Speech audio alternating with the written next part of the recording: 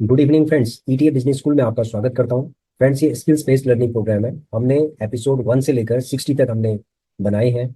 इन episodes के अंदर हम डेटा एनालिसिस भी कर रहे हैं कि एनएससी की वेबसाइट्स है वो डेटा क्या कहता है, उस चीज़ को भी हम आपके सामने प्रेजेंट करते हैं। देखिए फ्रेंड्स, आज है 13/11/2024। ठीक है, 13/11/2024 और आज भी मार्केट बहुत ही नीचे गिरी है। ठीक है, और शायद एक हफ्ते पहले भी मार्केट गिरी थी। जब अमेरिका के इलेक्शंस थे तब मार्केट ऊपर उठी थी ऑन द सेम डे। ठीक है, उसके बाद ही नीचे गिरी है। तो हमने ये बताया था कि अभी ऊपर का ट्रेंड बना नहीं है, अभी ये ट्रेंड नीचे का ही रहेगा। तो जो इन्वेस्टर्स हैं उनके लिए एक अच्छी अपॉर्चुनिटी है कि वो धीरे धीरे करके बाय करें। कोई भी इन्वेस्टर लमसम में बिल्कुल भी अभी इस समय बाय मत करें, क्योंकि लमसम में जब आप बाय करते हैं ना और उसके बाद वो जब नीचे जाएगा, ठीक है, तो उसके बाद आपका जो पोर्टफोलियो माइनस दिखाएगा, आप घबरा जाएंगे। और उसके बाद आपको लगेगा कि यार स्टॉक मार्केट के अंदर तो हमारा ये पोर्टफोलियो माइनस ही होता जा रहा है। क्योंकि जब मार्केट नीचे की तरफ ट्रेंड बनाती है फ्रेंड्स, उसके बाद आपको एकदम से डर लगता है कि ये मार्केट कहीं जीरो पे तो नहीं चली जाए। ठीक है, और जब ये मार्केट ऊपर की तरफ उछलती है तो ऐसा लगता है कि बहुत बढ़िया चल रही है। ठीक है, मार्केट ऑलरेडी पीक पे थी। अब जो एफ आईज और डी आईज हैं, F eyes specially foreign institutional investors, वो अपना सेल कर रहे हैं। यानी कि जो एक साल पहले उन्होंने जो बुकिंग की जो इन्वेस्टमेंट किया था, उसका प्रॉफिट बुकिंग वो लोग अब कर रहे हैं। ठीक है, और ये हर साल होता है ऐसी, दिवाली के आसपास यानी न्यू ईयर से पहले पहले वो लोग क्या करते हैं, अपनी प्रॉफिट बुकिंग करते हैं। और उसके बाद वो धीरे धीरे करके वो इन्वेस्टमेंट करना स्टार्ट करते हैं, यानी मार्केट को वो ऊपर की तरफ ले जाएंगे धीरे धीरे करके, धीरे धीरे करके। ठीक है, उनकी इन्वेस्टिंग होती है धीरे धीरे करके। और जब वो सेल करते हैं तो मार्केट में एकदम से तहलका मचा देते हैं, पूरा आग लगा देते हैं मार्केट के अंदर। तो फ्रेंड्स, हमारी स्ट्रेटेजी भी यही होनी चाहिए, हमें भी उनसे सीखना चाहिए। ठीक है, हमें उनसे बिल्कुल सीखना चाहिए। क्यों सीखना चाहिए? क्योंकि वो बहुत बड़े इन्वेस्टर्स हैं और उनकी स्ट्रेटजी को हमें फॉलो करना चाहिए। हमें धीरे धीरे करके बाय करना चाहिए, धीरे धीरे करके बाय करना चाहिए। जैसे वो बाय करते हैं, धीरे धीरे करके बाय करना चाहिए। और उसके बाद जब हमारा 10%, 15%, 20% जो प्रॉफिट हो जाए, और उसके बाद हमें उसको सेल कर देना चाहिए। क्योंकि जब वो सेल करेंगे तो मार्केट नीचे गिरेगी, हमारे सेल करने से नहीं गिरेगी, लेकिन हम एटलीस्ट अपना प्रॉफिट तो बना लें। ठीक है फ्रेंड्स, तो जो लॉन्ग टर्म इन्वेस्टर्स हैं, हो सकता है कि उनका भी जो पोर्टफोलियो है थोड़ा कम हो गया होगा। ठीक है, हो सकता है कि माइनस ना हो। लेकिन जो रिसेंटली अभी जो जिन्होंने इन्वेस्टमेंट किया है 6 महीने पहले, लगभग 5-6 महीने पहले, तो हो सकता है कि उनका पोर्टफोलियो माइनस हो गया हो। क्योंकि अभी मार्केट में इतना तहलका मच गया है कि मार्केट के अंदर ये समझ लीजिए कि आग लग चुकी है।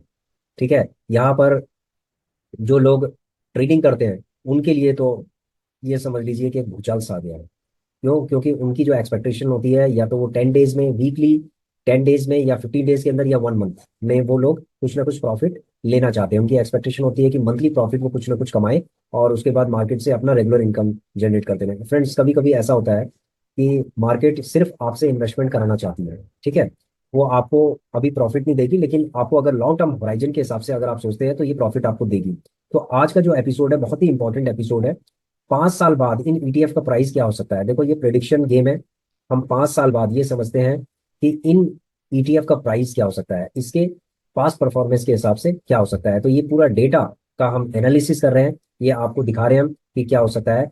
मार्केट में बिल्कुल भी घबराने की जरूरत नहीं है। मार्केट में हमेशा क्रैश भी होता है और मार्केट के अंदर करेक्शन भी होता है। ठीक है, क्रैश और करेक्शन दोनों मार्केट के पार्ट है।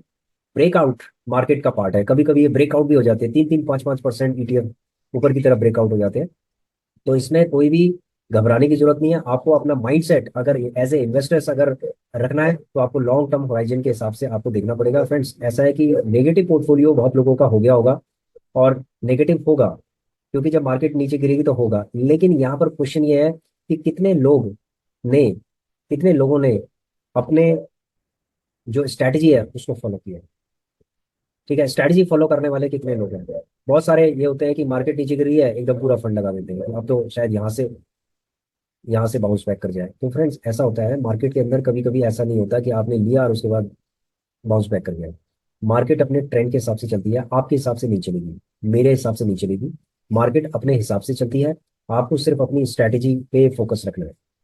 ठीक है, कभी भी लमसम नहीं लगाना है, इसके अंदर लगाना है आपको पार्ट्स में। ठीक है, धीरे धीरे करके आपको लगाना है, धीरे धीरे करके आपको लगाना है। कभी भी एकदम से अपना फंड इसके अंदर नहीं रखना कि आपने पूरा फंड लगा दिया और उसके बाद आप बैठ गए।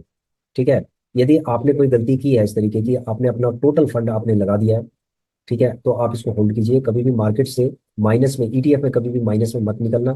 ठीक है फ्रेंड्स, इसमें अगर आपका मान लीजिए कि नेगेटिव हो गया है, अगर आपके ईटीएफ मान लीजिए 10% माइनस हो चुके हैं या 5% माइनस हो चुके हैं, तो उसके लिए आपके पास एक स्ट्रैटेजी है।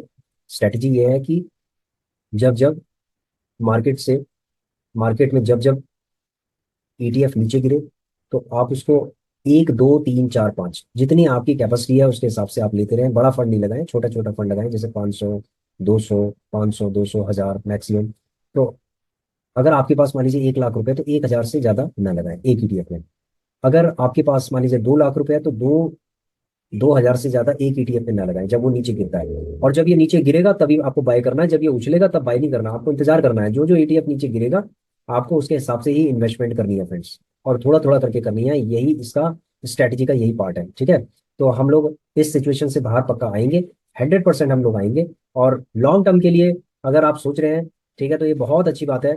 और डेटा एनालिसिस आपको बताएगी, देखो हम जो डेटा एनालिसिस करते हैं, जो एनएससी का डाटा होता है, नेशनल स्टॉक एक्सचेंज का डेटा होता है, हम उससे फेच करते हैं और उसके बाद हम आपके सामने प्रेजेंट करते हैं। ठीक है फ्रेंड्स, तो आइए चलते हैं, हम समझते हैं कुछ ईटीएफ के बारे में कि 5 साल बाद उनका रेट क्या हो सकता है।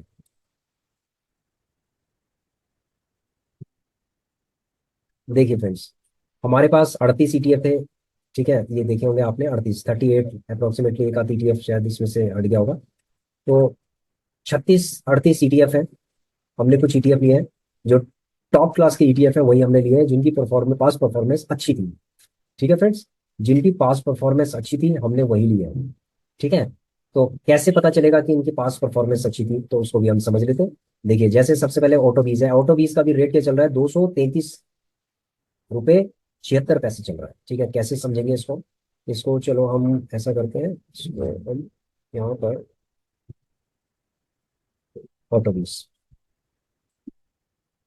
ये थोड़ा वीडियो लंबी हो जाएगी क्योंकि हम एनालिसिस कर रहे हैं, और एनालिसिस के लिए क्या होता है, हमें थोड़ा समय देना होगा इसमें। ठीक है फ्रेंड्स, तो आशा करता हूँ कि आप अपना पेशेंस बनाए रखें और इस चीज़ को देखते रहें कि किस तरीके से हम ये एनालिसिस कर रहे हैं। ठीक है फ्रेंड्स, देखिए फ्रेंड्स, अभी ये समझ लो कि एक महीने में इसकी स्थिति बहुत खराब चल रही है।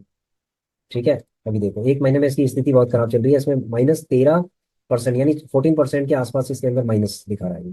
ठीक है, अगर हम इसका एक साल का लेते हैं तो एक साल में 40% का इसका रिटर्न है। तो आप देख रहे होंगे कि एक साल के अंदर इसने 40% का रिटर्न दिया, जबकि ये अभी बहुत ही ज्यादा, ये समझ लो कि करेक्शन के दौर पे चल रहा है सबसे ज्यादा, यानी कि 20% के आसपास ये गिरा है ऑटो बीस।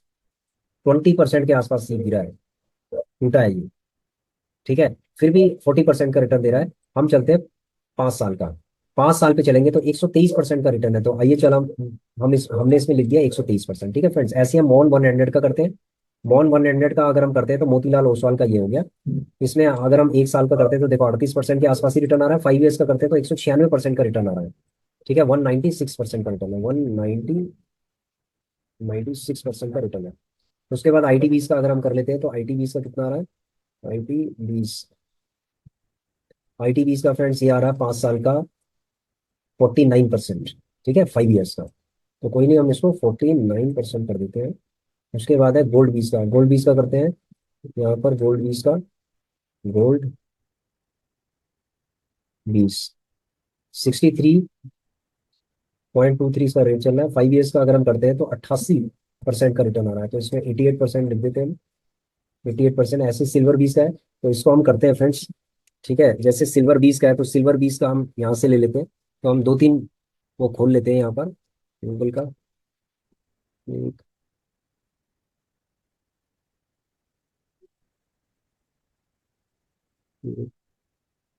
गूगल का, 1 2 3 4 हमने खोल दिए। तो अभी हम यहाँ से लेते हैं, सिल्वर बीस का लेते हैं फ्रेंड्स हम। सिल्वर बीस, सिल्वर बीस के बाद हम लेते हैं डेवो बीस। डेवो बीस का लेते हैं फ्रेंड्स हम। डेवो बीस के बाद हम लेते हैं सीपीएससी का लेते हैं। सीपीएससी के बाद हम लेते हैं बैंक बीस का। और भी हम खोल लेते हैं। बैंक बीस के बाद हम लेते हैं निफ्टी बीस का। निफ्टी बीस का हम लेते हैं, कहाँ से? निफ्टी बीस का, निफ्टी 20 का हमने ले लिया फ्रेंड्स। निफ्टी 20 के बाद हम लेते हैं कंज्यूम 20 का।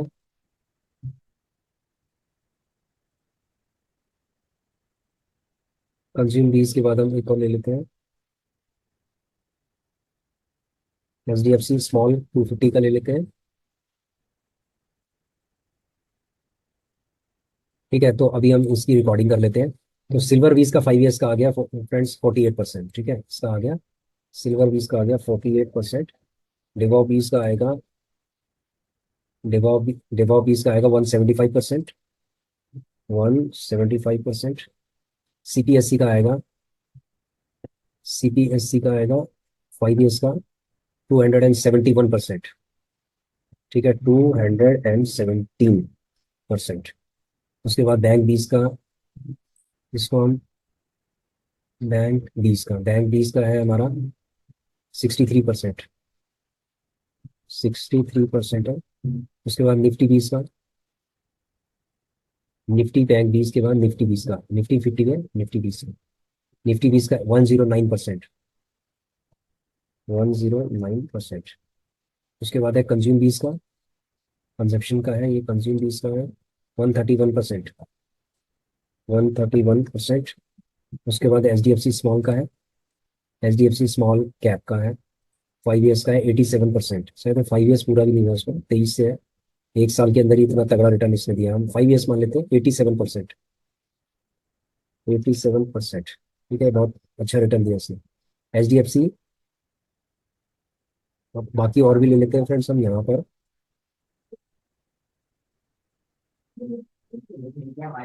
ये हो गया हेल्थी। हेल्थी का ले लेते हैं। हेल्थी के बाद है, ये सारे हमें लेने होंगे इसके अंदर।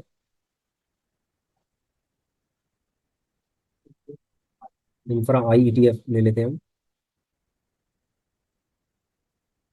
ठीक है, इंफ्रा आई ETF ले लिया हमने। इंफ्रा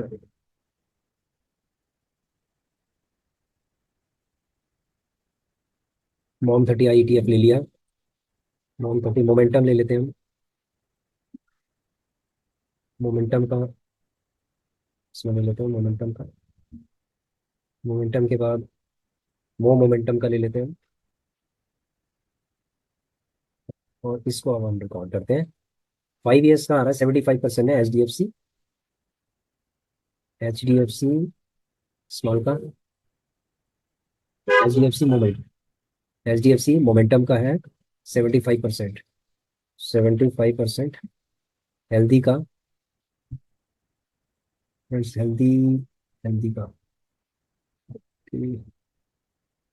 हेल्दी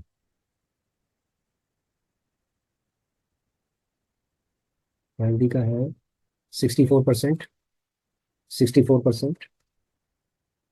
ICICI B22 का 5 ईयर्स का 214%। उसके बाद है इंफ्रा आई टी एफ का 5 ईयर्स का है 69 70% के आसपास है। हम 69% लिख लेते हैं। मॉन 30 I ETF। मॉन 30 I ETF है, इसका है 5 ईयर्स का। ये लगभग 5 ईयर्स नहीं हुए, लेकिन हम लिख लेते हैं 81% का रिटर्न इसने दिया है।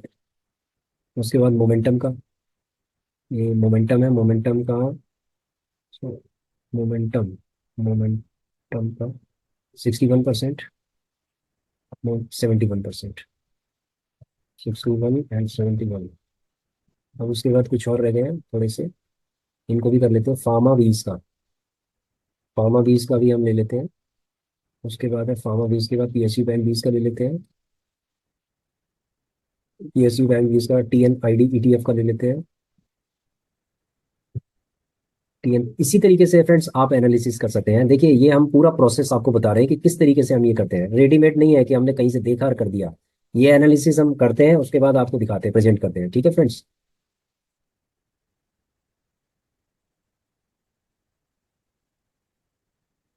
अल्फा हो गया। उसके बाद है ये मोमेंटम अल्फा। ठीक है, HDFC मोमेंटम हो गया। इंफ्रा 20 का हम ले लेते हैं।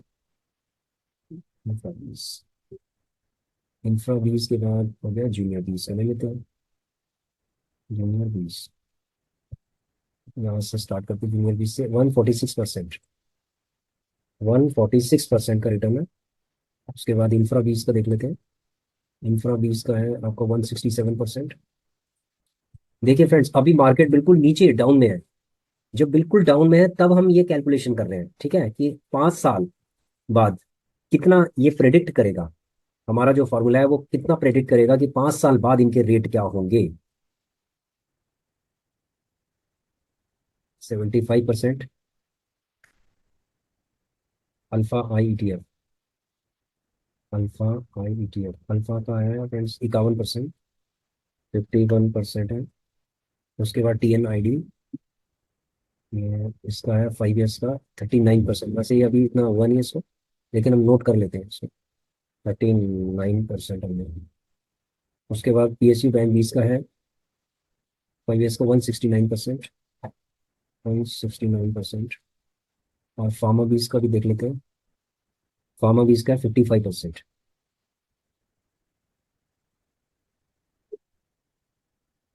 ठीक है फ्रेंड्स, तो ये 5 साल के फ्रेंड्स हमने रिटर्न यहाँ पर मेंशन कर दिए हैं। ठीक है, आपके सामने हमने कैलकुलेशन की है। ठीक है, कोई भी हमने इसके अंदर कोई भी हमने अपनी तरफ से नहीं किया। हमने टोटल जो भी है वो सारा का सारा हमने टोटल वेबसाइट से हमने किया है। ठीक है, आप एनएससी की वेबसाइट पे भी चेक कर सकते हैं इन परसेंटेज को। हमने सीधे गूगल से ले लिया क्योंकि वो एनएससी का डेटा को ही फेच करता है ये। ठीक है, क्योंकि हमने इसीलिए यहाँ पर हमने कोड लगाया था एनएससी पीएसयू बैंक फीस, यानी कि एनएससी के डाटा को ये फैच करेगा। यहाँ पर वो रेट लेके आएगा, वो 5 ईयर्स का ये सारा बताएगा। ठीक है, इसीलिए हमने यहाँ पर इसको लिखा था NSC colon PSU bank fees, ऐसे करके हमने लिखा है। ठीक है, और उसके बाद हम इसका एनुअल कैलकुलेशन अगर करते हैं तो 5 से डिवाइड कर दिया हमने। ठीक है, ये 5 से हमने डिवाइड कर दिया, तो इसका मतलब है कि एनुअल जो रेट ऑफ इंटरेस्ट है वो ये है। ठीक है, जो ये दे रहा है। अब उसके बाद हम चलते हैं। फ्लक्चुएशन होती है इनके अंदर फ्रेंड्स, कभी देखो मार्केट कभी नीचे जाती है कभी ऊपर जाती है, एक फ्लक्चुएशन होता है। हम ये नहीं कह सकते ये 25% के हिसाब से हमें रिटर्न देगा। ये 25% के हिसाब से हो सकता है हमें रिटर्न ना दे। ठीक है, ये हो सकता है कि हमें 20% के हिसाब से रिटर्न दे। अब जैसे सपोज ये 25% है तो आप ये 6% आप नीचे कर लीजिए, तो आप ये 18% के हिसाब से आप मिलाइए इसमें। इसने अगर 39% 5 साल का किया है तो इसको 25% आप रहने दीजिए।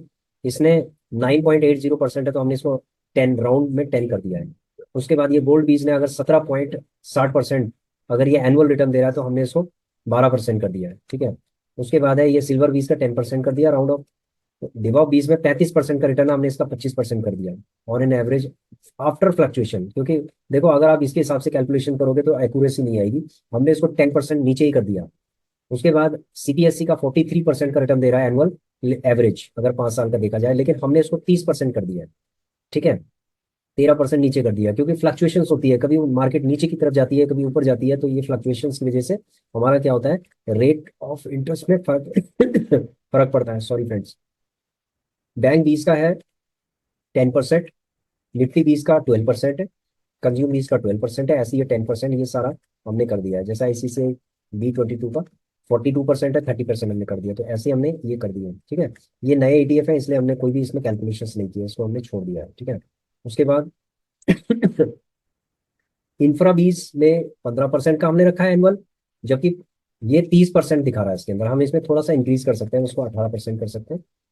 ठीक है, इसको 20% भी हम कर सकते हैं, और उसके बाद इसको हम 18% कर सकते हैं। 29% ये एनुअल रिटर्न 33% के एवरेज के हिसाब से दे रहा है।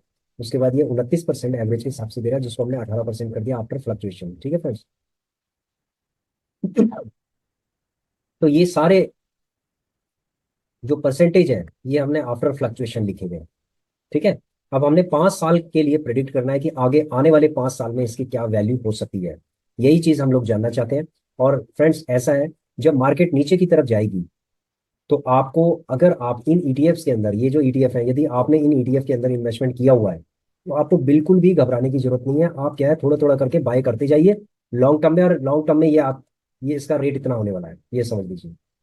ठीक है, ये चीज आपको कोई नहीं बताएगा कि प्रेडिक्शन, आगे का जो प्रेडिक्शन करना, ये आपको बहुत कम लोग आपको बता सकते हैं। लेकिन हम बता रहे हैं, आप 5 साल बाद जब आप इस वीडियो को जब आप देखेंगे तो आपको समझ में आ जाएगा कि क्या प्रेडिक्शन हमने की है। ठीक है फ्रेंड्स, वहीं पर पता चलेगा आपको कि आज हमने जो बताया है कल वो कितना सही होगा, हमारा जो प्रेडिक्शन है वो क्या होगा। तो एक्सेल के अंदर हम चलते हैं, तो देखो फ्यूचर प्रोडिक्शन, फ्यूचर वैल्यू ठीक है, इसमें एक फॉर्मूला लगाते हैं हम एक्सेल के अंदर, एफ वी, यानी फ्यूचर वैल्यू। फ्यूचर वैल्यू, इसके बाद है रेट। रेट कितना है इसका? रेट यहाँ पर है 18%, इसको ले लिया हमने, किस फॉर्म में निकालना है? परसेंटेज के फॉर्म में। उसके बाद नंबर ऑफ पीरियड कितने साल के लिए है फ्रेंड्स? 5 साल के लिए हो गया। ठीक है, इसमें डबल लगाते हैं हम, डबल कॉमा हमने लगा दिया फॉर्मूले में। उसके बाद प्रेजेंट वैल्यू कितनी है इसकी? देखो प्रेजेंट वैल्यू इसकी है, जिसको हम कर देते हैं फॉर्मूले के हिसाब से माइनस आता है, और प्रेजेंट वैल्यू अभी जब हमने इसको किया तो इसको हमने क्लिक कर दिया। ठीक है, एकदम से सारी वैल्यूज आ गई। अब देखिए, आज अगर वैल्यू ऑटो 20 की है, 233 रुपये पे चल रहा है, तो 5 साल बाद ये 534 पे मिनिमम ये हो सकता है। ठीक है फ्रेंड्स, 5 साल बाद ये 534 की इसकी वैल्यू होगी। चाहे वो नीचे ऊपर नीचे चलता रहेगा, मार्केट चलती रहेगी, लेकिन इसकी जो वैल्यू है वो प्रिडिक्ट कर रहा है हमारा फॉर्मूला कि 534 इसकी वैल्यू हो सकती है। उसके बाद मॉल 100 आज जो चल रहा है उसके हिसाब से इसकी आज जो 173 रुपये पे है, 173 रुपीज पे है, 5 साल बाद इसकी वैल्यू 529 रुपये मिनिमम, ये मिनिमम है, हो सकती है। उसके बाद ITBs की वैल्यू आज 45 रुपये समथिंग चल रही है, 5 साल बाद ये 73 रुपये से लेकर 100 रुपये के बीच में भी हो सकता है, लेकिन मिनिमम 73 रुपये है। ठीक है, उसके बाद ठीक है, ये देखो, हो सकता है कि ये 100 रुपये भी हो जाए, मतलब डबल हो जाए, लेकिन ये जिस रेट के हिसाब से ये बढ़ रहा है, इसने पास्ट में जो इसने परफॉर्मेंस दिखाई है उसके हिसाब से अगर आगे प्रेडिक्ट किया जाए तो ये इतना ही दिखा रहा है। ठीक है, उसके बाद है गोल्ड बीज, आज 63 रुपीज पे है, कल ये 111, 5 साल बाद ये 111 रुपये के आसपास ये हो जाएगा फ्रेंड्स, ये गोल्ड बीज। ठीक है, जो रेट ये दिखा रहा है, हमने इस रेट को बहुत ही कम किया है। ठीक है, जो रेट इसने 17.60 के हिसाब से रेट बताया है, लेकिन हमने इसको 12 कर दिया है। हम बहुत ही मार्जिन में हमने जो परसेंटेज है हमने आफ्टर फ्लक्चुएशन हमने रखी है, मार्जिन में हमने 5-5 10-10% हमने नीचे किया है। ठीक है, सिल्वर बीस का 141 रुपये तक ये जा सकता है। उसके बाद है आपका डिवॉ बीस, डिवॉ बीस 82 रुपये का है फ्रेंड्स, ये 250 रुपये पे ये बम्पर तरीके का इसके अंदर रिटर्न हो सकता है डिवॉ बीस में। CPSC का आज ये 88 रुपये का है, CPSC का 328 रुपये पे फ्रेंड्स ये हो सकता है 5 साल बाद। बैंक बीस 517 रुपये पे चल रहा है, 833 रुपये के आसपास हो सकता है, जैसे जूनियर बीस वगैरह जहाँ पर चल रहे हैं। निफ्टी बीस 264 रुपये का है, निफ्टी बीस ये 466 से 500 रुपये के आसपास हो सकता है 5 साल का। कंज्यूम बीस 123 रुपये का है, 218 का हो सकता है। उसके बाद है HDFC स्मॉल 170 का है फ्रेंड्स, ये 273, ये उससे भी ऊपर जा सकता है। HDFC मोमेंट है फ्रेंड्स, ये 53 रुपये का हो सकता है। हेल्दी 25 रुपये का हो सकता है, 14 रुपये का है, 25 का हो सकता है। ICICI D22 है फ्रेंड्स, ये बहुत ही बम्पर यानी 4 गुना ये रिटर्न आपको दे सकता है, 109 रुपये का है, यानी 400% का रिटर्न भी दे सकता है ये, बहुत तगड़ा वो है इसका। इंफ्रा IETF है, आज 88 रुपये का है, 142 रुपये का हो सकता है। उसके बाद 34 रुपये का है, 34 रुपये 60 का हो सकता है। मोमेंटम 33 रुपये का है, 54 रुपये का हो सकता है। मोमेंटम 67 रुपीज का है, 118 का हो सकता है। फ्रेंड्स एक्चुअली क्या है कि ये जो नीचे के हैं जिन्होंने ये रिटर्न दिए हुए, ये अभी रिसेंटली लॉन्च हुए हैं 2 साल पहले, यानी 2022 में और 2022 के आसपास, तो इसीलिए इनका अभी परसेंटेज ऑफ रिटर्न कम दिखा रहा है, और उसके बाद इनका जो प्रेडिक्शन है वो भी कम दिखा रहा है। तो अगर हम फार्मा बीस की बात करें तो फार्मा बीस 22 का चल रहा है, 36 का हो सकता है। PSU बैंक बीस 73 का है, 181 रुपये पे जा सकता है ये। ठीक है फ्रेंड्स, आज ये 73 रुपये का फ्रेंड्स, ये 181 रुपये पे जा सकता है ये ध्यान रखिए। ठीक है, बहुत लोगों ने PSU बैंक बीस के अंदर अच्छी इन्वेस्टमेंट की होगी, कोई बात नहीं, होल्ड कीजिए इसको, और ये 181 रुपये पे चला जाएगा। ठीक है, आगे भविष्य में TNI ETF है, इसका 149 पे जा सकता है ये। अल्फा IETF है, ये 40 पे जा सकता है 25 से। HDFC मोमेंट है, ये 33 से 53 पे जा सकता है। इंफ्रा इंफ्रा बीस आपका जा सकता है 2200 रुपये के आसपास फ्रेंड्स। ठीक है, 5 साल बाद ये 2000 को क्रॉस कर सकता है। और सिमिलरली जूनियर बीस भी ये 2000 रुपये क्रॉस कर सकता है, लगभग 2000 रुपये के आसपास ये दिखाई देगा आपको 5 साल बाद, ये इंफ्रा बीस और जूनियर बीस। ठीक है, तो ये हमने प्रेडिक्शन किए हैं आपको, आपके लिए, तो आप इसमें देख सकते हैं। इसीलिए हमने पास्ट 5 इयर्स का जो परफॉर्मेंस है उसको देखते हुए हमने आगे के 5 इयर्स, आगे का 5 इयर्स हमने प्रेडिक्ट किया है। फ्रेंड्स आज मार्केट बहुत ही लो पे चल रही है, यानी ट्रेंड नीचे की तरफ है, यानी मार्केट के अंदर आग लगी हुई है आज, फायरिंग मोड में है मार्केट नीचे की तरफ, ऐसा ट्रेंड नीचे की तरफ बना हुआ है। ये समझ लो तहस नहस कर रहा है। उसके बावजूद भी ये समझ लो कि फिर भी ये 5 साल में इन्होंने जो रिटर्न दिया है, ये बम्पर रिटर्न दिया है। ये देखिए 167% का रिटर्न दिया है इंफ्रा बीज ने, जूनियर बीज ने 146% का रिटर्न दिया है।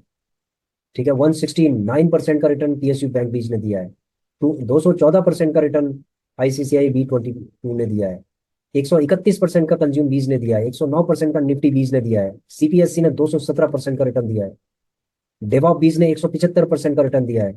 मॉन 100 ने 196% का रिटर्न दिया है, और ऑटो बीज ने 123% का रिटर्न दिया है। फ्रेंड्स, मार्केट नीचे घुसी हुई है, लेकिन फिर भी 5 साल का रिटर्न देखो कितना अच्छा रिटर्न आ रहा है।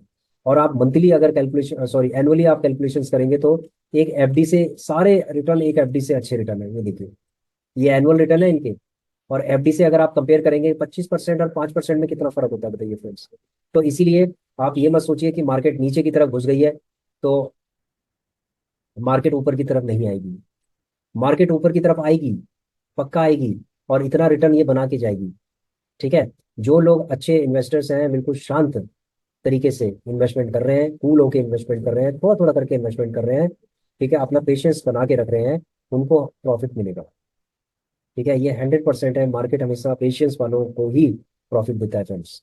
तो मैंने ये 5 साल का प्रिडिक्शन आपके लिए इसलिए किया था क्योंकि मार्केट के अंदर इतना हॉरर अभी हो गया है। बहुत लोगों के कॉल आ रहे हैं कि सर मार्केट कहाँ जाएगी, क्या जाएगी। बहुत सारे सब्सक्राइबर मुझे कॉल कर रहे थे, ठीक है, और मैसेज भी कर रहे थे, और उनका कहना है कि कुछ मेल भी कर रहे थे। तो मुझे ये पूछ रहे हैं कि मार्केट सर ये कहाँ तक जाएगी, नीचे कहाँ तक। देखो, आपको इस चीज़ से मतलब नहीं होना चाहिए कि मार्केट कहाँ जाएगी। एफआईज तो मार्केट को नीचे ले जाएंगे, वो तो अपना प्रॉफिट बुकिंग कर रहे हैं। ठीक है, हो सकता है 5% नीचे मार्केट और जाए, मिड कैप नीचे और जाए।